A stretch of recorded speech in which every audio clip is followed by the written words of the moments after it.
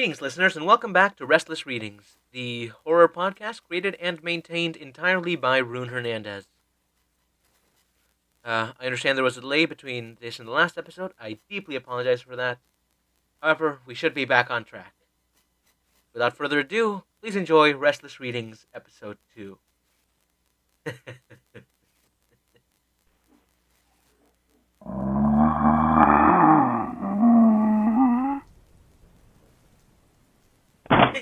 Get off me! Jesus Christ! Get off me! God, what was that thing? Okay. Okay. Okay. Okay, just think, Jason. Think, Jason. Where are you? Where are you? We're in a cabin. I have a broken leg. You're probably in the basement because the rain's more muffled. And, God, my leg. What's in the room that you're in? I'm in a room, right? Yes, I'm in a room. There's a bed, a chair, desk. Oh God, there's desk. Maybe there's something useful inside the desk. Let me see. There's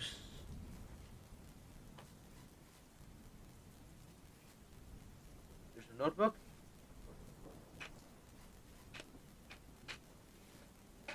With every single page completely empty. And there's just a bunch of pencils.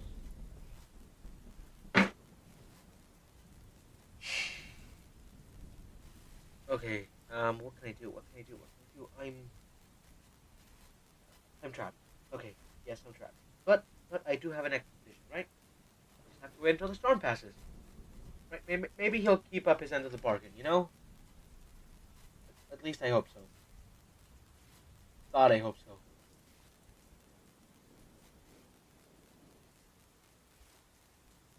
God, what can I do? I guess the only thing I can do is just go to sleep. Yeah,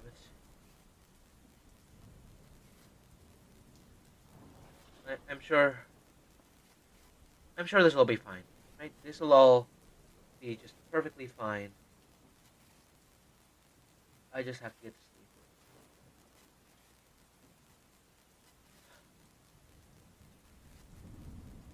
God, I'm in a house with that goddamn monster and the tome keeper.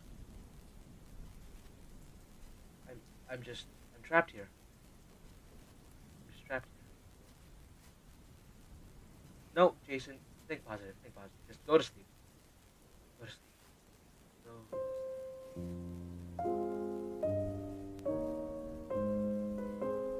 Say, Reginald. Say, you wouldn't happen to have found the young man's name, did you? I'm afraid I forgot to ask our guest's name when he was down here.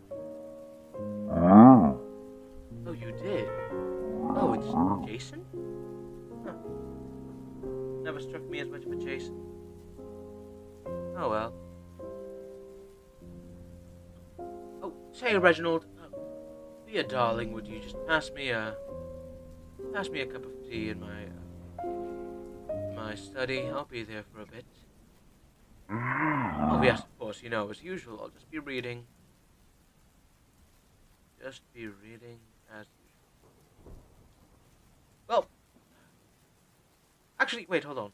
Reginald, pass that cup and add some crackers to it to our guest downstairs.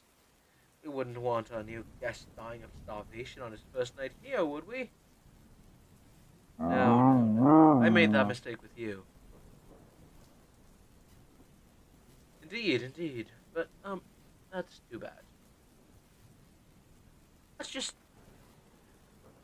give him his crackers. I'll be in my study. And do make me a cup of tea as well. I'm still parched.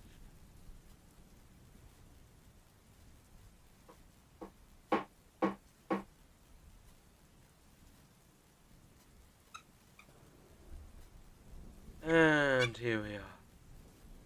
Back in my lovely study.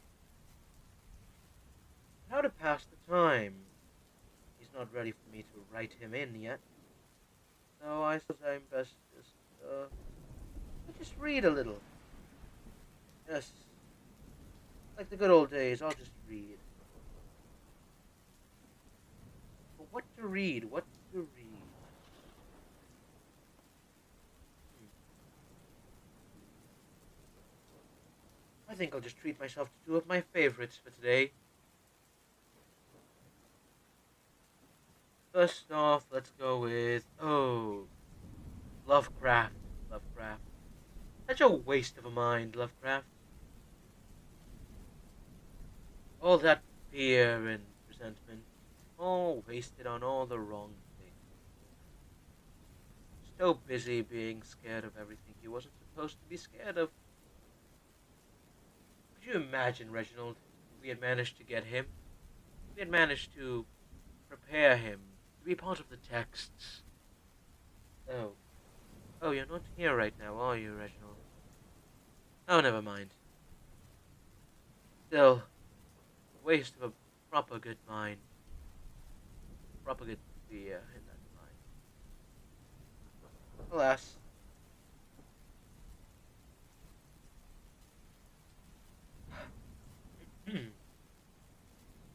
Tonight I shall read The Beast in the Cave by H.P. Lovecraft.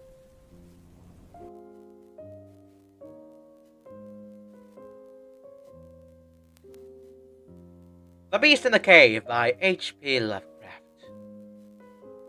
The horrible conclusion which I have been gradually obtruding itself upon my confused and reluctant mind was now an awful certainty. I was lost, completely, hopelessly lost in the vast, labyrinthine recesses of the mammoth cave. Turn as I might, in no direction could my straining vision seize on any object capable of serving as a guidepost to set me on the outward path. That never more should I behold the blessed light of day, or scan the pleasant hills and dales, the beautiful world outside. My reason could no longer entertain the slightest unbelief. Hope had departed, yet indoctrinated as I was by a life of philosophical study, I derived no small measure of satisfaction from my unimpassioned demeanor. For although I had frequently heard of the wild frenzies into which were thrown victims of similar situations, I expected none of these, but stood quiet as soon I clearly realized the loss of my bearings. Nor did the thought that I had probably wandered beyond the utmost limit of an ordinary search cause me to abandon my composure even for a moment. If I must die, I reflected, then was this terrible yet majestic cavern as welcome a sepulchre as that which any churchyard might afford, a conception which carried with it more of tranquillity rather than despair. Starving would prove my ultimate fate. Of this I was certain. Some, I knew, had gone mad under circumstances such as these, but I felt that this end would not be mine. My disaster was the result of no fault save my own, since, unbeknown to the guide, I had separated myself from the regular party of sightseers, and, wandering for over an hour in forbidden avenues of the cave, I had found myself unable to retrace the devious windings which I had pursued since forsaking my companions. Already my torch had begun to expire. Soon I would be enveloped by the total and almost palpable blackness of the bowels of the earth. As I stood in the waning, unsteady light, I idly wondered over the exact circumstances of my coming end, and I remember the accounts which I had heard of the colony of consumptives, who, taking their residence in this gigantic grotto, find health from the apparently salubrious air of the underground world, with its steady, uniform temperature and peaceful quiet, had found instead death in strange and ghastly form. I had seen the sad remains of their ill-made cottages as I passed them with the party, and had wondered what unnatural influence a long sojourn in this immense and silent cavern would exert upon one as healthy and vigorous as I. Now, I grimly told myself, my opportunity for settling this point had arrived, provided that I was of food should not bring me to speedy departure from this life. As the last fitful rays of my torch faded into obscurity, I resolved to leave no stone unturned, no possible means of escape neglected. So, summoning all the powers possessed by my lungs, I set up a series of loud shoutings in the vain hope of attracting the attention of the guide to my clamor. Yet, as I called, I believed in my heart that my cries were to no purpose, and that my voice, magnified and reflected by the numberless ramparts of the black maze about me, fell upon no ear save my own. All at once, however, my question was fixed with a start, as I fancied that I had the surroundings of soft, approaching steps on the rocky floor of the cavern. Was my deliverance to be accomplished so soon? Had then all my horrible apprehensions been for naught? And was the guide, having marked my unwarranted absence from the party, following my course in seeking me out in this limestone labyrinth?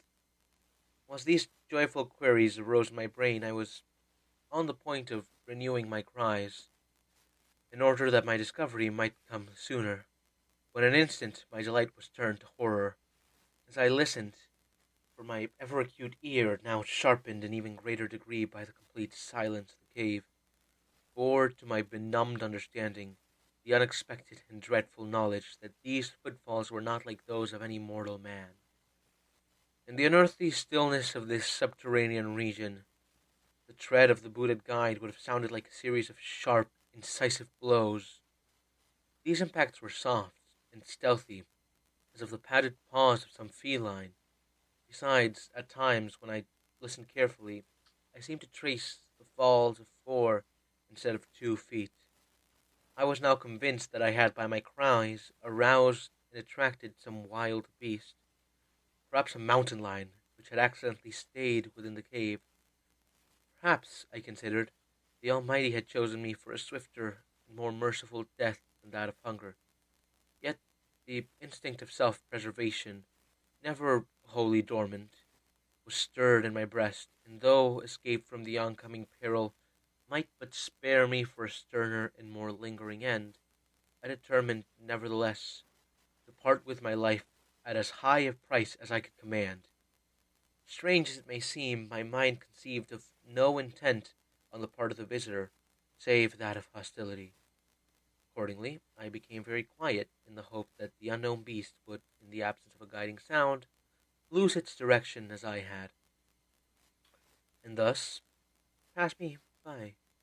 But this hope was not destined for resiliation, for the strange footfall steadily advanced, the animal evidently having obtained my scent, which, in an atmosphere so absolutely free from all distracting influence as is that of the cave, could doubtless be followed at great distance. Seeing, therefore, that I must be armed for defense against an uncanny and unseen attack in the dark, I grouped about me the largest of the fragments of rock which were strewn upon all parts of the floor of the cavern in the vicinity, and, grasping one in each hand for immediate use, awaited with resignation the inevitable result. Meanwhile, the hideous pattering of the paws drew nearer. Certainly, the conduct of the creature was exceedingly strange. Most of the time, the thread seemed to be that of a quadruped, walking with a singular lack of unison betwixt hind and 4 feet. Yet, at brief and infrequent intervals, I fancied that but 2 feet were engaged in the process of locomotion. I wondered what species of animal was to confront me. It must, I thought, be some unfortunate beast who had paid for its curiosity to investigate one of the entrances of the beautiful grotto, with a lifelong confinement in its interminable recesses. It doubtless obtained as food the eyeless fish, bats, and rats of the cave, as well as some ordinary fish that are wafted in every fresh of the green river, which communicates some occult manner with the waters of the cave. I occupied my terrible vigil with grotesque conjectures of what alterations cave life might have wrought in the physical structure of the beast, remembering the awful appearances ascribed by local tradition to the consumptives who had died after long residence in the cavern.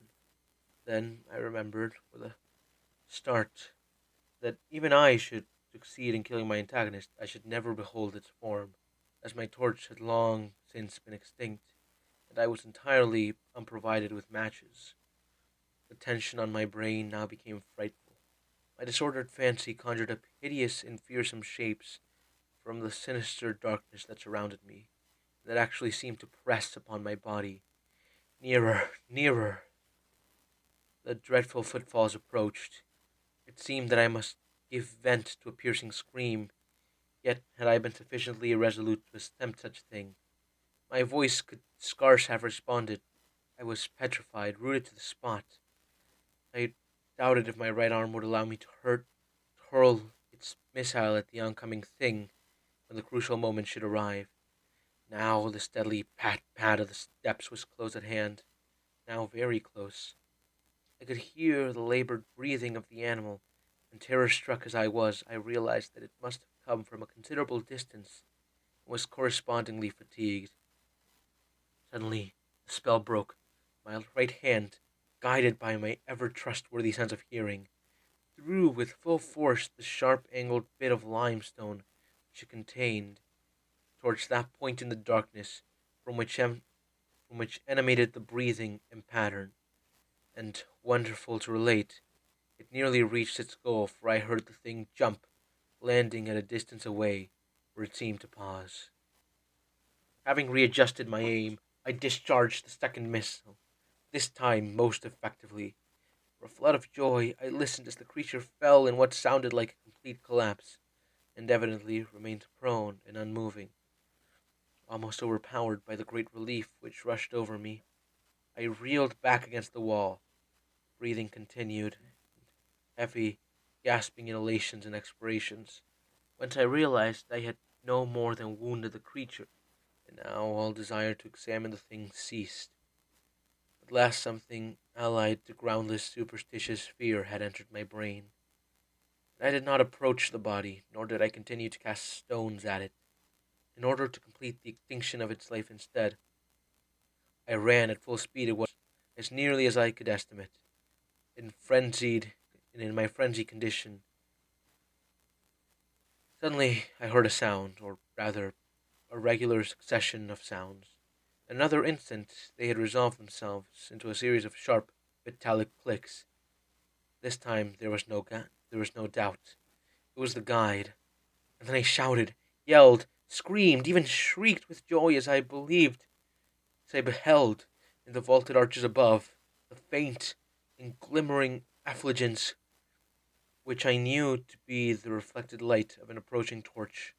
I ran to meet the flare, and before I could completely understand what had occurred, I was lying upon the ground at the feet of the guide, embracing his boots and gibbering, despite my boosted reserve, in a most meaningless and idiotic manner, pouring out my terrible story, and at the same time overwhelming my auditor with protestations of gratitude. At length I awoke to something like my normal consciousness. The guide had noted my absence upon the arrival of the party at the entrance of the cave, and had, from his own intuitive sense of direction, proceeded to make a rough canvass of the by-passages just ahead of where he had last spoken to me, locating my whereabouts after a quest of about 4 hours.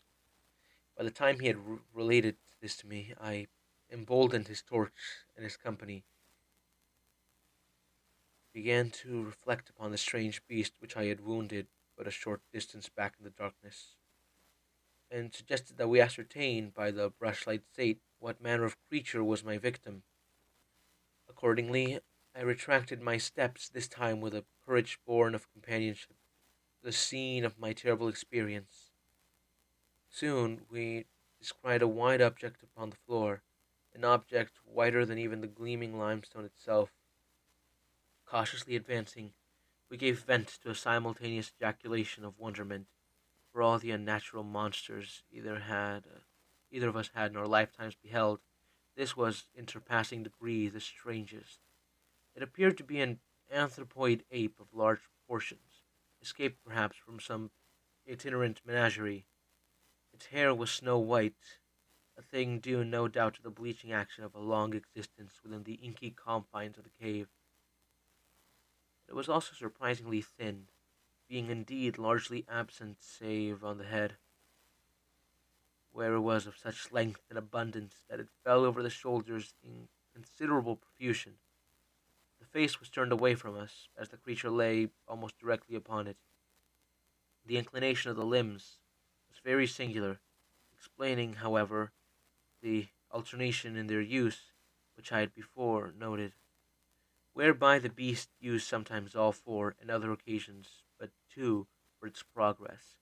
From the tips of the fingers or toes, long nail-like claws extended. The hands or feet were not prehensile, fact that I ascribed to that long residence in the cave, which, as I before mentioned, seemed evident from all the pervading and almost unearthly witnesses, so characteristic of the whole anatomy.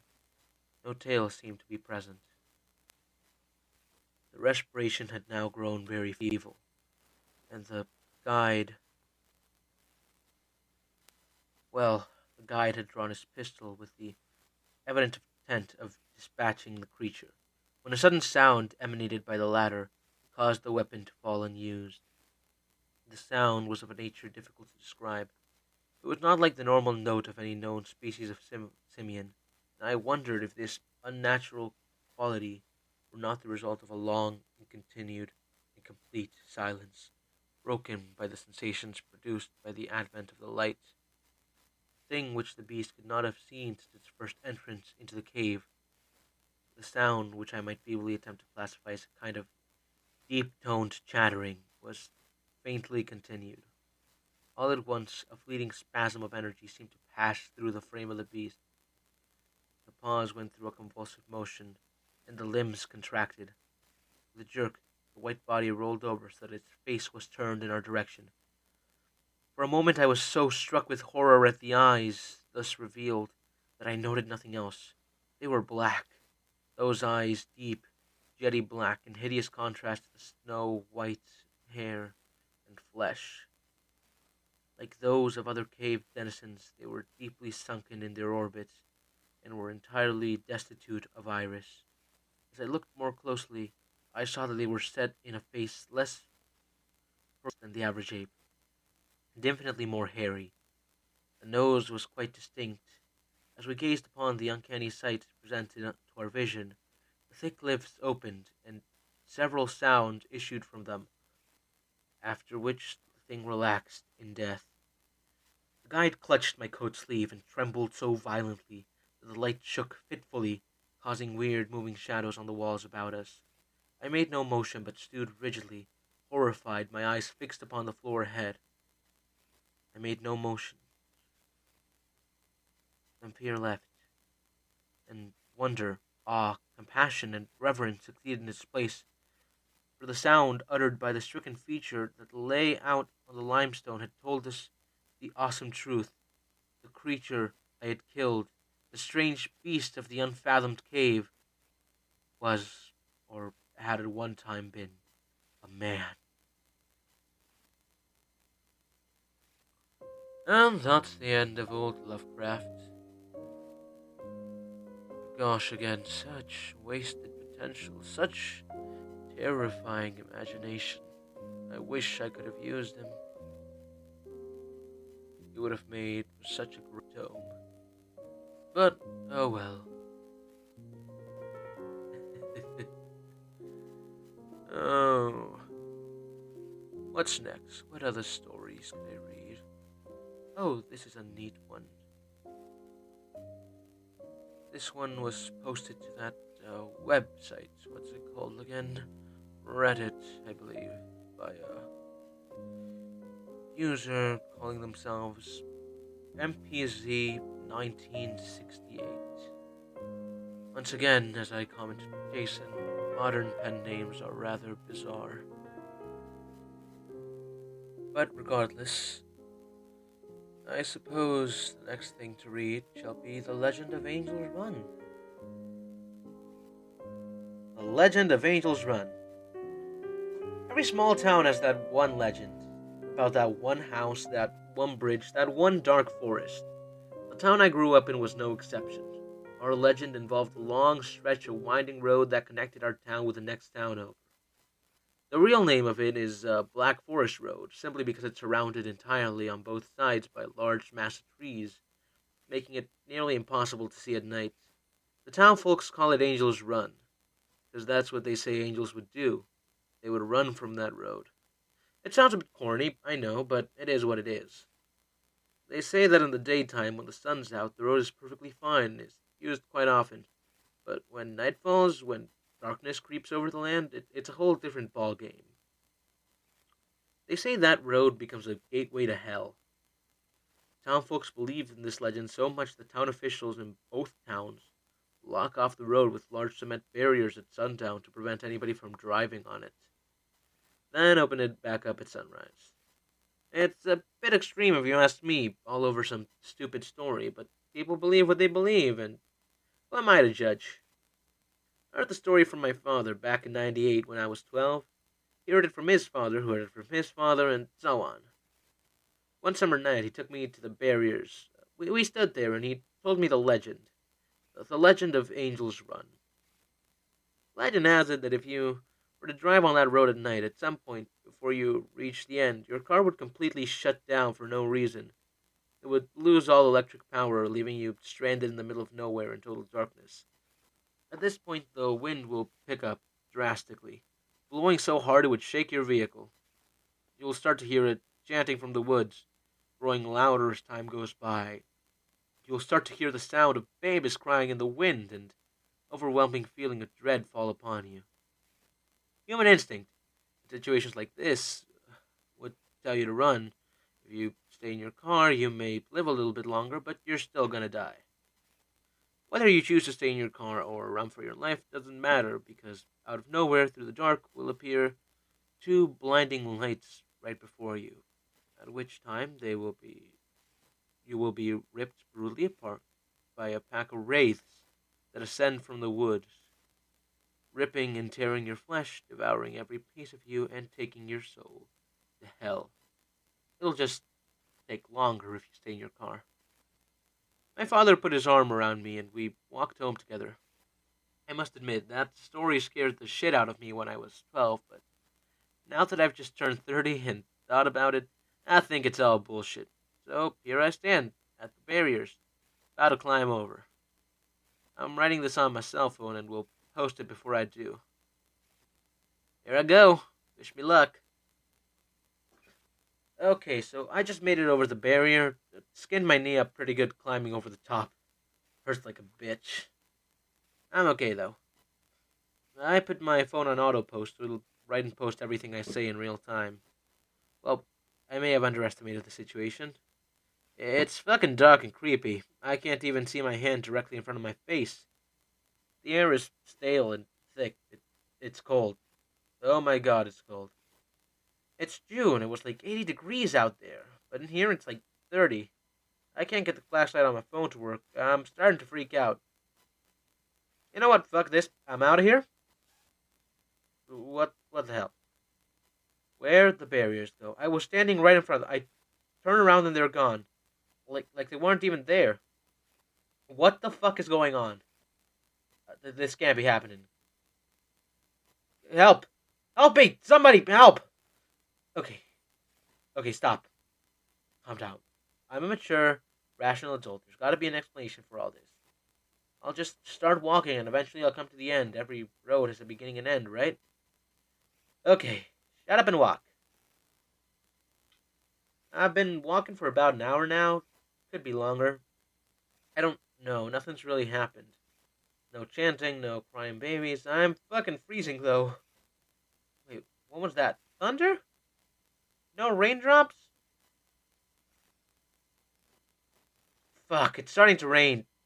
Freezing and now it's fucking raining. Great. I don't know about that legend crap, but there's definitely some fucked up shit going on here. Oh my god. There's lights, but they're way off in the distance and they're moving towards me. The coyotes are starting to howl. I can hear them. That can't be good. Something's moving in the trees. Oh my god, that's it. I'm gonna die. Shit, I love you, Mom. I love you, Dad. I should have listened. I should have never came here. Oh, God, I don't want to die! Stop. It stopped. It stopped. What the fuck? I'm still alive. I'm still alive. I think I am, anyway. I think I just pissed myself a little. Man, this place is fucked up. The lights are getting closer now. About 50 feet away. What? Is that a car? No, it's a taxi. There are no taxis in this town. How do you even get on this road? There's barriers on both ends, I think. What the fuck? Don't do it.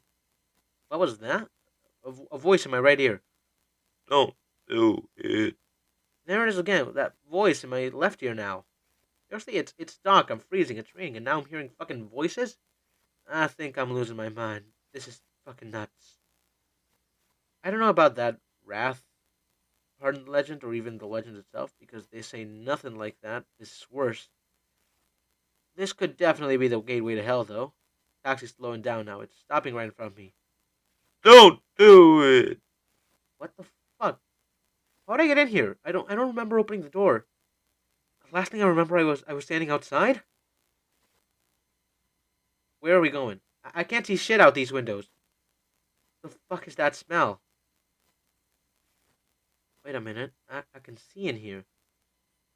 Is that blood? Piece of flesh all around the inside of this thing. What the hell am I sitting on? Oh my god, it's a hand. There's a leg and a skull. Fuck, I think I'm gonna puke. I gotta get out of here. Oh god, yes. That is a skull. Dear god. I need to get out of here. I need to get out of here! Get me out! And I'm afraid, gentle listener, that that's where I'm going to have to cut it off. Just out of human decency. The rest of us don't want to hear all of the screams that line the next page of, well, a man being descended into hell, now do we? No, I think not. Regardless, I believe that's it for today.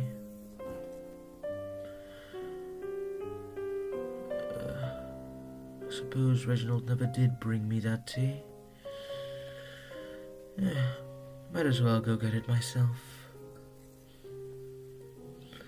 After that, I assume I'm going directly to bed, so I suppose it's time to close the tome for tonight.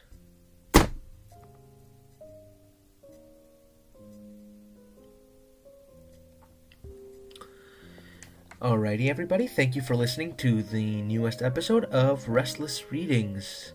I hope all of you enjoyed. I know that it was, shall we say, long-awaited. But I promise that I'll try to make the, frequency a bit more common. It's just with all the technical difficulties and the working on a $0 budget, it's not perfect. Still, I hope everybody enjoyed tonight's Restless Readings, and I'll see you all in the next episode.